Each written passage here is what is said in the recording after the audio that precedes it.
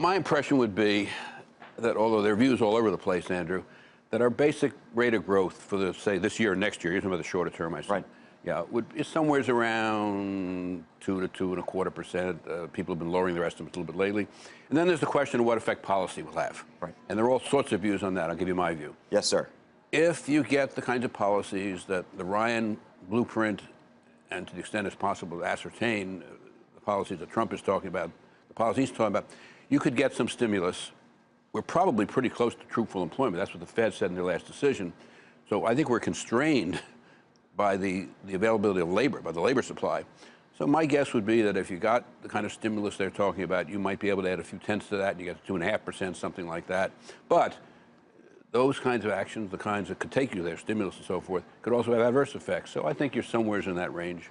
But you don't think that assuming for the moment that those proposed measures take place, and that itself is not clear. Well, let me ask you about that, which is, and I'm assuming you're talking about tax, infrastructure.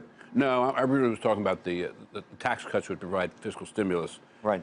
Yeah, and infrastructure, although they got a long way to go before they get to that legislatively. I was really thinking mostly about the tax. I don't know if you saw this. We haven't talked about it yet this morning. In the New York Times, there's an op-ed by Steve Forbes, Larry Kudlow, Arthur Laffer, and Stephen Moore, all of whom were advisors to the president during his campaign.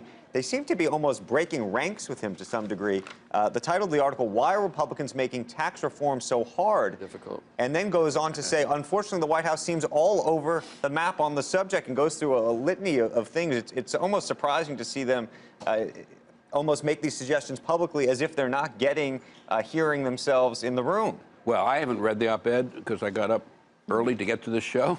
It's not my usual hour of being up. Right. But I think, given who you said wrote the op-ed, my guess is what they would be, and this is just a guess since I haven't read it, is that they are interested primarily in tax cuts. Yes.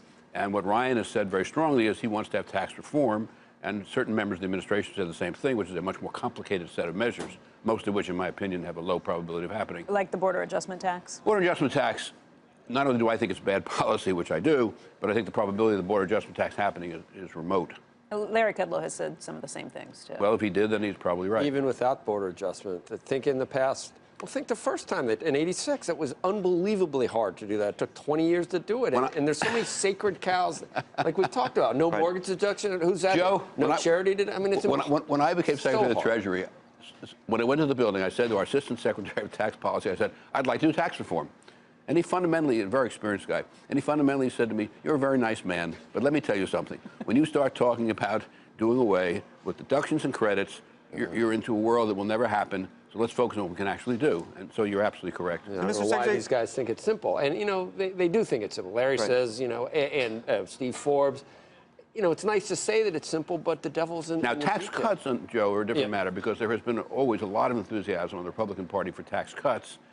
And there's a fair bit of enthusiasm at times in the Democratic Party for tax cuts. I think the problem here is they have no way to pay for them. That's right.